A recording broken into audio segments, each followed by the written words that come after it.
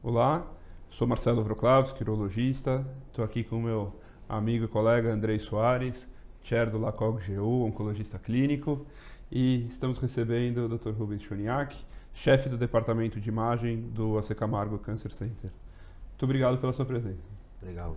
Eu que agradeço a Onconews e vocês, Marcelo e Andrei, pela oportunidade de estar aqui e conversar um pouquinho com vocês. Muito obrigado. Ótimo. A gente vai falar hoje um pouquinho sobre imagem em câncer de próstata. Estava recordando, uns 10, 12 anos atrás, quando eu tinha acabado a residência, a ressonância no câncer de próstata estava começando a ganhar espaço. Eu lembro de ver aquelas ressonâncias com espectroscopia de pósitrons, e era algo bastante promissor, e que de lá para cá veio evoluindo drasticamente. Então, queria que você falasse um pouquinho para a gente, como está o cenário da ressonância hoje, principalmente nos dois aspectos principais, tanto no diagnóstico quanto no estadiamento do câncer de próstata. Bem, Marcelo, eu acho que eu comecei a exercer medicina um pouco antes de você. Eu acho que eu vi uma transformação ainda maior do papel da imagem, né, na oncologia urológica, né? Eu, quando me formei, me interessei por radiologia. As primeiras ressonâncias ainda estavam chegando no Brasil, né? Então, houve um tempo em que eu exerci radiologia antes mesmo de ter ressonância ao alcance aqui nosso, né? No nosso meio.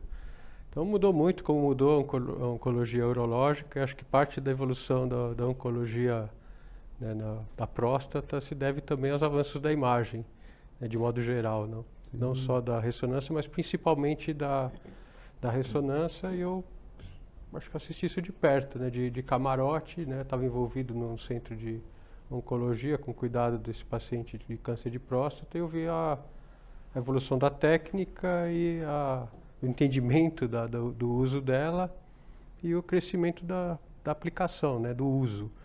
E acho que nós estamos né, com uma mudança contínua, ainda acho que não está completamente entendido o papel, mas certamente ele tem crescido.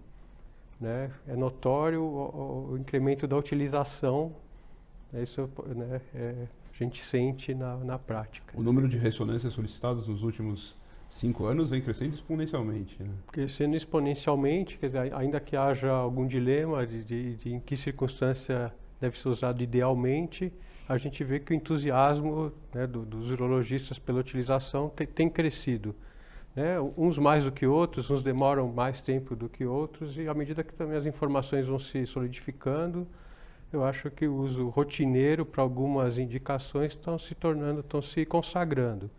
Né? No que você colocou inicialmente, nós fazemos, né, um número grande de ressonâncias antes mesmo do diagnóstico do câncer de próstata. Quer dizer, tem muitos colegas utilizando, né, como antes dentro do rastreamento, dentro do algoritmo de rastreamento, que ainda é algo discutível, apesar de alguns resultados aí bastante interessantes sugerirem que isso pode ser Acho que do ponto de vista de estadiamento loco-regional já não tem muita dúvida que a ressonância é significativamente superior à tomografia, nem tanto em relação à avaliação de linfonodos, mas principalmente em relação à extensão local, extraprostática, né? Essa é a maior indicação no meu ambiente, né? Como é um centro de oncologia, a gente recebe um número grande de pacientes já com diagnóstico. Então, na nossa prática, a maior parte dos exames, um pouco mais de um terço, uns 40%, assim, quase 50%, são já de estadiamento, pacientes que já têm o diagnóstico feito. Em relação à técnica, que acho que é um assunto bastante controverso, qual que é a sua opinião em relação a 1 Tesla e meio versus 3 Tesla, uso de bobina endorretal ou não? Tem diferença? Me parece que sim, a maioria dos especialistas vão concordar, e tecnicamente, sabidamente, né, o equipamento de 3 Tesla ele é superior. Né, o sinal ruído, a qualidade da imagem, né, ela é proporcional à potência do campo magnético. Então é exatamente o dobro, né, o sinal ruído no equipamento de 3 Tesla em relação a 1,5 Tesla. Não tem estudos que compararam, né, randomizaram, né, usar 1,5 e 3 Tesla. Isso, então, gera essa dificuldade de estabelecer exatamente em que circunstância, qual é a grandeza dessa... Magnitude do ganho, né, que você tem, na verdade, usar uma ou outra. E a bobina acaba se fazendo necessária também ao 3 Tesla? Ou ela realmente é um plus, ou não? 3 Tesla eu posso abrir mão da bobina? Então, você pode usar tanto 1,5 ou 3 Tesla, ambos com ou sem a bobina. Né? Assim, a maioria das diretrizes admite, né, num equipamento, né, moderno, né, e com uma boa técnica, que o mínimo padrão é 1,5 Tesla mesmo sem a bobina. Né? Essas novas bobinas, né, com múltiplos canais, né, melhorou muito a técnica da ressonância de modo geral. Estão permitindo imagens de qualidade. Alguns estudos recentes têm resultados muito interessantes usando 1,5 Tesla sem a bobina endorretal. E o outro extremo, né, seria o uso do 3 Tesla com a bobina endorretal. Rubens, faz diferença se é para screening ou se é para a avaliação loco-regional de extensão extraprostática? Eu acho que é principalmente para o screening. Acho que é onde a resolução de contraste fica mais crítica, onde você está tentando identificar dentro do tecido uma área específica que é suspeita, que é diferente, né, e que é suspeita, então, para um câncer de próstata. Acho que é mais crítico. A avaliação anatômica, acho que se você tiver uma boa... caprichar na resolução espacial do exame, né, você tem suficiente para estadiar localmente. Ainda que, né, a gente sabe que é limitada a avaliação local, né, tanto com 1,5 quanto 3 Tesla, se a extensão extraglandular mínima, né, a gente Indícios, né? tem pouca sensibilidade. Né? E a grande pergunta, para que paciente eu peço a ressonância? Então, vamos lá, um cursista clínico que tenho menos contato com o estadiamento, para qual paciente eu preciso pedir a ressonância multiparamétrica no estadiamento? No estadiamento? Para qualquer paciente que tenha câncer de próstata, existe algum paciente que eu tenho que ver melhor? Acho que assim, o T1C que foi um achado com um toque normal? Não, mas aí para estadiamento, então, né? Para o estadiamento. Para que paciente eu preciso pedir? Eu acho que o que é mais consagrado, o uso mais racional, seria para aquele paciente que tem maior chance de ter doença extraprostática. Então, nas classificações tradicionais de risco, paciente de risco intermediário ou de alto risco tem uma melhor relação de custo-benefício. Mas você vai encontrar escolas, né, e serviços que vão adotar para qualquer paciente que tem uma indicação de uma terapia curativa, com intenção curativa, né, a ressonância se disponível, mas também, né, importante para quem está acompanhando, saber que é possível exercer oncologia prostática sem ressonância magnética. Eu acho que do ponto de vista cirúrgico, eu concordo plenamente, mas acho que sempre que disponível a ressonância traz informações interessantes. Ainda mais hoje em dia, com o advento da cirurgia robótica, cirurgia minimamente invasiva, em que a gente consegue cada vez mais preservar o feixe vascular nervoso. A informação que a ressonância traz para a gente... Ter mais confiança para isso. A gente consegue ser um pouco mais corajoso e chegar mais perto da próstata, preservando mais o feixe vascular nervoso, se a ressonância nos diz que não tem nenhuma lesão justa à cápsula ou já com indícios de extravasamento. Mas quando a gente coloca essa perspectiva Brasil, em 3, 4 pacientes estão no SUS, eu posso ficar bastante tranquilo que nos pacientes que não de risco intermediário alto não vão para robótica, não muitas precisa, vezes, né? Então, quer dizer, a gente pode realmente abrir mão de qualquer imagem, né? A ressonância como de qualquer imagem, sem dúvida nenhuma. Algumas diretrizes tentam adaptar, né, as decisões e investigação de acordo com a estrutura, a condição local, né? Então, é possível fazer oncologia prostática sem ter um equipamento de ressonância de 3 ou de 1,5 Tesla. Em relação a isso que o Andrei está comentando, eu tenho visto, tenho lido alguns estudos saindo, eu acho que até com o intuito de difundir o método, a possibilidade de fazer a ressonância multiparamétrica, agora, na verdade, biparamétrica, sem contraste, o que baratearia esse custo e aceleraria, tornaria o exame bem mais rápido. Qual que é a sua opinião sobre isso? Eu sou otimista nessa questão, né? Para mim, envolvido dentro de uma instituição de câncer e, né, com essas questões do estadiamento de outras neoplasias também, toda a ansiedade que envolve, o overdiagnose, o tratamento de doença pouco relevante, eu vivencio isso um pouco, né? Acho que eu tenho um viés para me preocupar mais com o overtreatment do que com com o diagnóstico precoce como uma premissa universal, que na próstata é tão discutido, né? Eu sou muito otimista no uso da ressonância como uma forma de minimizar a quantidade de biópsias e diagnósticos, né? Tem um estudo recente, o PROMISA de 2017, né? Que testou essa hipótese de incluir a ressonância. Eles usaram também o contraste, mas não é uma Mas aproveitando o gancho, quando a gente fala em biparamétrica, a gente está falando muito mais de avaliação realmente de risco, mas para o estadiamento, por exemplo, para fechar aquele primeira discussão, a biparamétrica ela é tão adequada ou tão boa quanto, por exemplo, uma multiparamétrica? Você perde algum tipo de avaliação tecidual? Não. No estadiamento, né, a avaliação é mais anatômica, então a gente se baseia mais nas sequências tradicionais que o T2 convencional. Né? Mesmo assim, né, nos protocolos, a difusão é incluída. É interessante você identificar uma área de suspeita para doença relevante, mesmo no cenário de estadiamento. Né? Então, e, eventualmente, o paciente pode estar sendo considerado ali para uma vigilância ativa. Às vezes a gente tem essa informação, nem sempre a gente tem. Né? Então, ainda que ele já tenha o diagnóstico de câncer, identificar uma área suspeita para doença relevante pode mudar. A gente pode dizer que realmente então, uma ressonância biparamétrica ela vai talvez se tornar uma opção por ser mais barata, mais rápida, tanto para estadiamento quanto para avaliação de lesões ou acompanhamento. Quer dizer, a grande discussão vigilância ativa, né? A gente ainda não tem uma recomendação formal para fazer a vigilância ativa com ressonância, mas acho que isso é meio prático, né, Marcelo? Vocês manejam muito mais que a gente, o paciente. Na prática, eu acho que cada vez mais a ressonância está entrando nos protocolos de vigilância ativa e servindo talvez como um suporte para a gente evitar um número grande de biópsias. Então, intercalando biópsias com ressonâncias, talvez com uma segurança bastante satisfatória. Eu acho que já entra, né?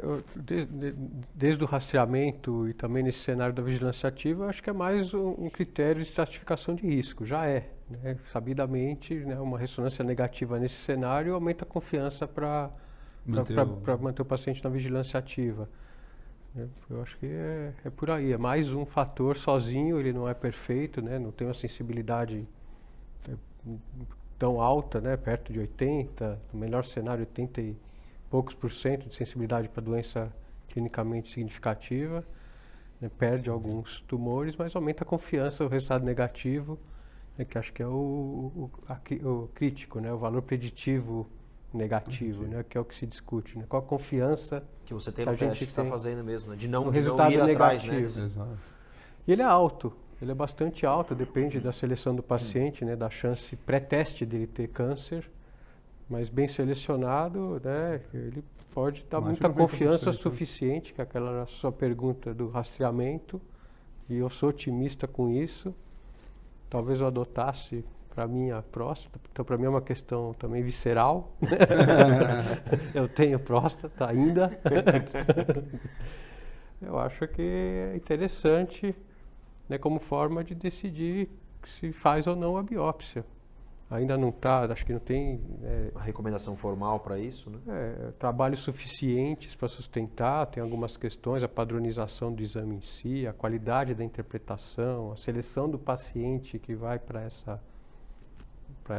esse algoritmo de investigação, o que é doença clinicamente significativa, quer dizer, tem várias discussões. Para rebiópsia, para colocar o paciente realmente, aquela biópsia confirmatória, que, né, a rebiópsia confirmatória, a ressonância traz realmente muito auxílio, né? Porque às vezes você nem acha aquela lesão e quando você faz a ressonância, puxa, olha, um outro local aqui com uma suposta lesão clinicamente significativa. Do ponto de vista de screening, essa teoricamente é a indicação mais adequada da ressonância por enquanto.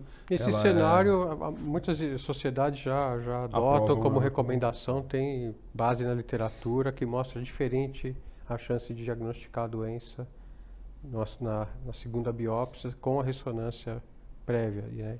E a biópsia dirigida, né, quer dizer, com fusão de imagem ou fusão cognitiva, quer dizer, tem que ter uma quantidade de recurso.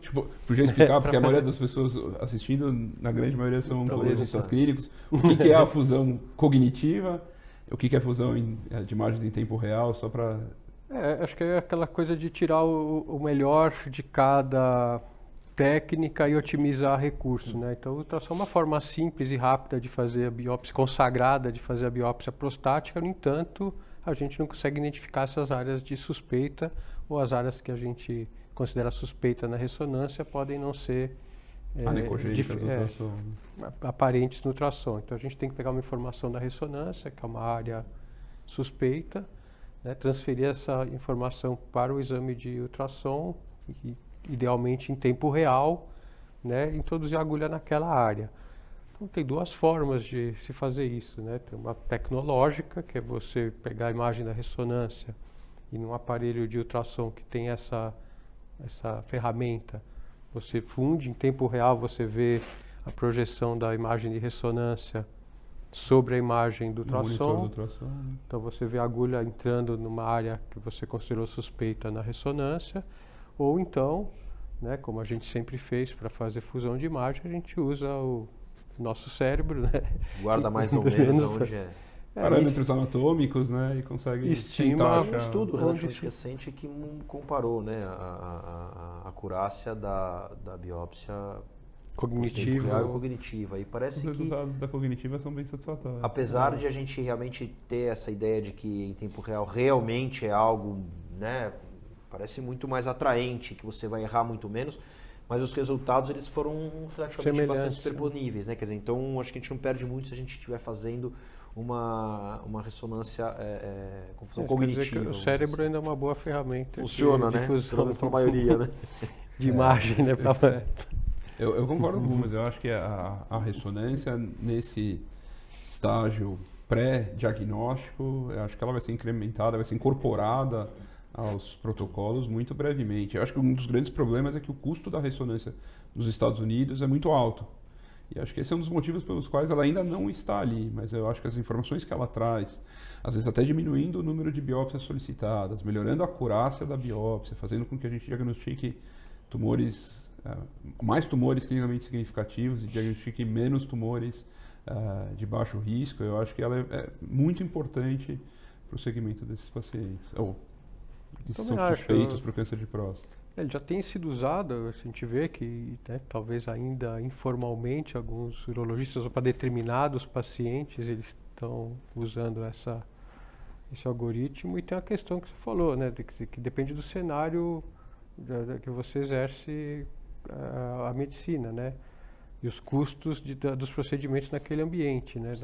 No estudo do Reino Unido, né, eles acharam custo efetivo, foi mais barato para eles fazer a ressonância em todo mundo e só fazer a biópsia randomizada, né? Quem realmente tinha alguma lesão para quem suspeita, tinha, né, o resultado positivo. Para eles, 1/4 dos pacientes reduziu em 1/4 o número de biópsias, né? E um pouquinho do custo, não foi tanto, mas o custo pareceu menor, mas vai depender de quanto naquele cenário custa a biópsia, a patologia, e a ressonância. Então não sei exatamente como no nosso cenário.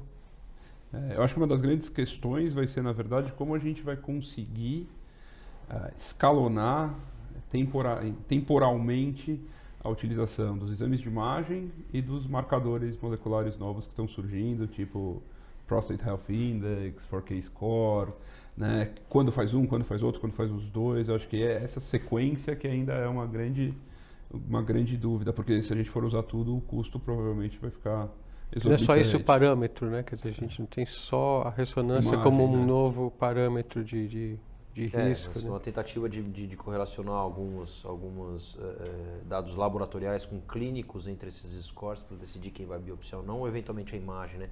Quer dizer, o quanto a gente vai acrescentar de acurácia, de valores preditivos, se você fizer os dois ou se você fizer isoladamente um ou outro, né?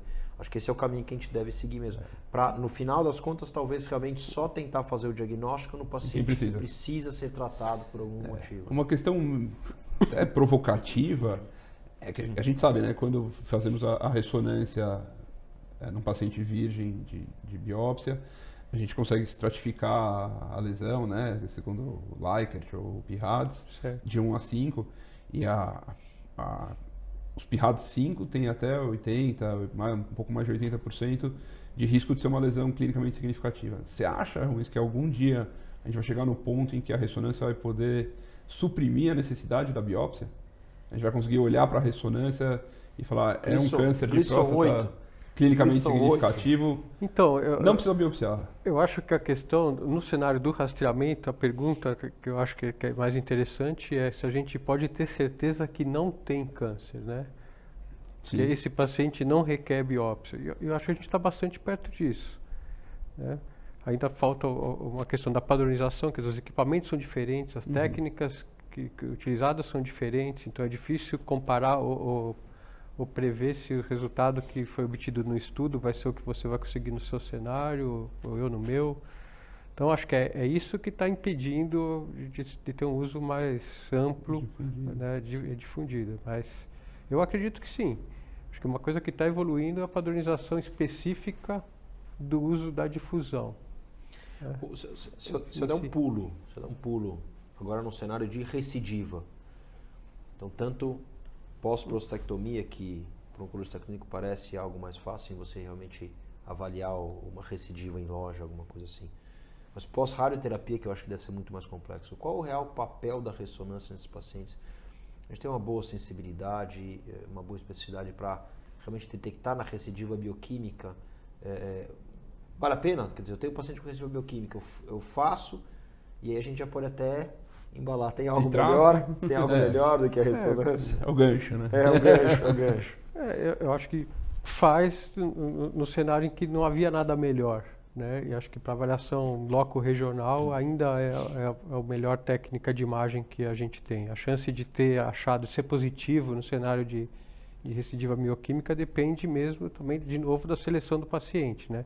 A chance que ele tinha, o risco que ele tinha antes de tratar, né, de ter recaída, vai afetar a chance do resultado do exame, né, para avaliação de recidiva ser positivo. Mas as taxas são frustrantes. É difícil avaliar um paciente tratado, talvez nem tanto o paciente que fez a prostatectomia. Eu acho mais fácil você identificar uma área suspeita para recidiva nesse contexto, do ponto de vista radiológico mesmo, né? Você vai estar procurando uma imagem de adição num espaço que devia estar vazio. Então, eu acho que é mais fácil nesse contexto. Agora, pacientes que fazem tratamentos conservadores, ou pós-radioterapia, ou outras terapias ablativas, é muito difícil avaliar esses pacientes. Tem alterações na próstata que dificultam sabidamente, né, está bem documentado isso, a detecção de doença nesses pacientes. Então, é frustrante. Eu acho que é o melhor que a gente tem, mas é pouco eficiente, né? Muitos pacientes acho que menos da metade a gente acha alguma coisa. Agora tem algumas outras alternativas, né? Que é o que você está provocando, né? Mais ou menos. Que está se difundindo aqui no nosso meio, aqui, né? Talvez em São Paulo, não sei que outros grandes centros aqui brasileiros. Brasília tem. Rio, Salvador, agora tem vários centros que estão com... Que são outros radiofármacos, né, com emissão de positron, né, marcado com galho 68, que começaram a chegar no nosso meio, que é o PSMA, né, marcado que parece ser, né, dos estudos aí moleculares, o mais interessante nesse cenário, né, com taxas elevadíssimas de detecção de doença, né, que podem até estar mudando o paradigma aí do cuidado na recaída, detecção de doença metastática diferente do que a gente costumava ver, né, a óligo... Sítios atípicos, né? E uma sensibilidade com valores de PSA realmente até muito baixos, né? Quer dizer, uma sensibilidade, se a gente olhar, relativamente baixa, mas a gente consegue ver uma sensibilidade que, ao meu ver, um PSA de 0,2 chama um pouco a atenção, né? Se não me engano, em torno de 42% de sensibilidade, PSA até 0,2, quer dizer, é um número meio alto, né? Alto, né? Para um PSA tão baixo, né? Porque esses são pacientes que, se tivessem feito cirurgia, invariavelmente iriam para radioterapia, e às vezes a gente já encontra focos de uma micrometástase ganglionar, que eventualmente pode ser tentada uma cirurgia de resgate com algum sucesso. Acho que deve também incrementar o uso e talvez com o tempo até em outros cenários, né? Não sei se não pode até entrar em algum momento mais cedo no estadiamento, né? Mudar o paradigma. Alguns urologistas já têm adotado, e é uma coisa extremamente controversa, quando disponível, a solicitação do PET com PSMA para estadiamento do paciente de alto risco pré-procedimento. A gente já faz um exame de corpo inteiro para o osso, né, para avaliar o esqueleto. É claro que tem todas as peculiaridades, o custo, né, mas talvez faça sentido adotar um que não avalia apenas o osso, mas acrescenta outras informações. Talvez em algum momento isso pode... Nesse cenário, você acha que o PET ressonância pode trazer algum benefício em relação ao PET CT? Eu acho que sim, mas assim, nesse primeiro momento talvez seja mais uma vontade de fazer tudo no mesmo momento do que uma informação adicional. Né? Aquela coisa da fusão cognitiva ou automática, né? E essa coisa também de fazer tudo no mesmo momento, né? Um conceito meio pit stop assim de porque eu acho que examinar, que eu não sei se é tão necessário. Porque eu acho que a grande importância que a gente tem que ter, eu acho que uma das vantagens para o paciente, eventualmente, de fazer um único exame, isso tem, né? E eventualmente para o próprio serviço, quer dizer, você dinamiza, você faz um exame só, você não tem que fazer mais de uma visita, ele não te ocupa mais de uma visita, é dinâmico, para o paciente é mais confortável, quer dizer, eu acho que tem esse lado positivo. Agora, por que eu falo isso? Porque o que não pode acontecer é o PET de CT, PSMA, substituir completamente o estadiamento com a ressonância. Então o estudo é muito pequenininho, se não me engano tem 36 ou 38 pacientes, mas os pacientes foram estadiados, pacientes com doença localizada de alto risco, eles foram estadiados e fizeram os 2 exames, né? Os exames normais, a ressonância para avaliar, principalmente a parte pélvica, e o PET CT, PSMA. Claro, para doença sistêmica e doença linfonodal, a sensibilidade do PET especial foi muito superior à ressonância, quer dizer, foi muito melhor. Mas para a doença prostática, para avaliar o T, a invasão extra prostática ou não, a ressonância foi muito superior ao PET, né? Pela definição da imagem em si, porque você faz aquele borrão na captação, quer dizer, você não tem uma definição boa. Então, ainda que você tenha o CT, que tem uma resolução espacial boa, né, mas assim, ela não é igual à ressonância. Não é igual a ressonância para o estadiamento local, né? Quer dizer, então acho que realmente esse estudo mostra que não é substituível um pelo outro, uma vez se você quiser avaliar localmente a próstata mesmo, né? Isso é verdade para vários outros tumores, né?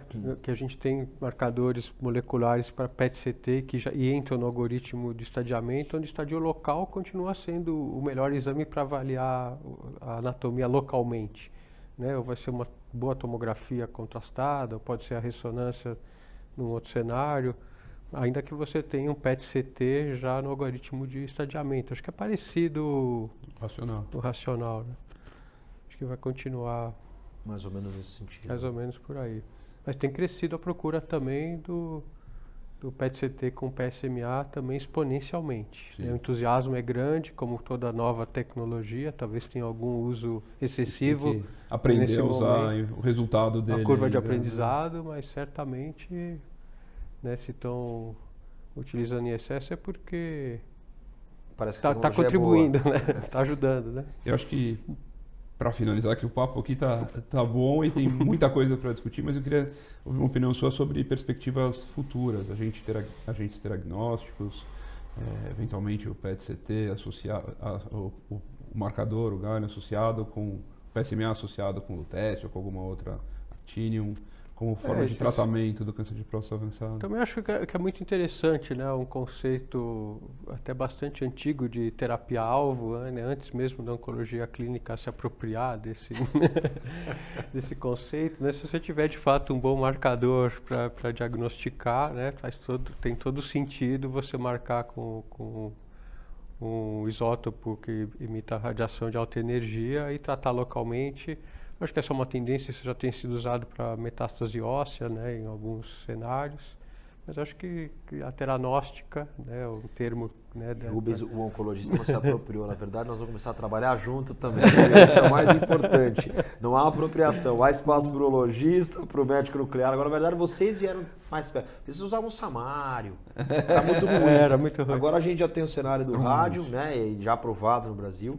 E a gente tem o lutécio, né, que... Provavelmente a gente já usa em outras indicações, e agora vai ser ligado ao PSMA, né, indicações que não próstata, que a gente está falando. e eventualmente alguns outros radiofármacos podem estar ligados. Mas nós vamos trabalhar junto, Não, viu? se apropriou não, acho que fizeram uma maior utilização e consagraram o conceito, termo, né? Mas tem técnicas talvez mais rudimentares do passado que qualificavam, né, nessa categoria de terapia, né? Assim como a ressonância como um biomarcador. Exatamente. Né? Cada vez mais vocês vão, deve ser entendido como um biomarcador. Bom, acho que foi bastante esclarecedor, foi um grande prazer ter você aqui conosco. Esperamos recebê-lo em outras oportunidades também. Obrigado, Andrei. Obrigado, Rubens. Obrigado. Eu que agradeço. Muito obrigado.